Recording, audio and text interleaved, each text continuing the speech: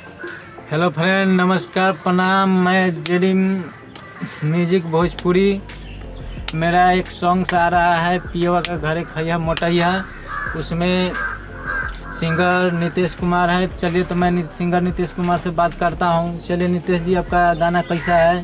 थोड़ा अपने दर्शकों को एक वर्ड थोड़ा गाकर सुना दीजिए।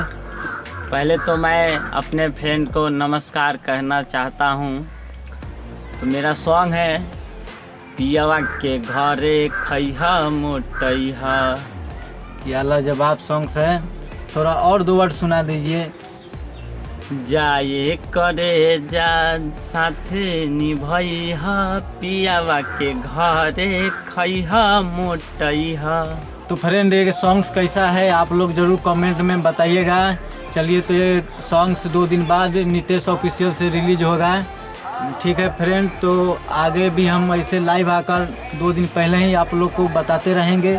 ठीक है फ्रेंड, तो मेरे चैनल को सब्सक्राइब और लाइक और कमेंट कर दीजिएगा। ठीक है फ्रेंड, तो चलिए तब तक के लिए धन्यवाद।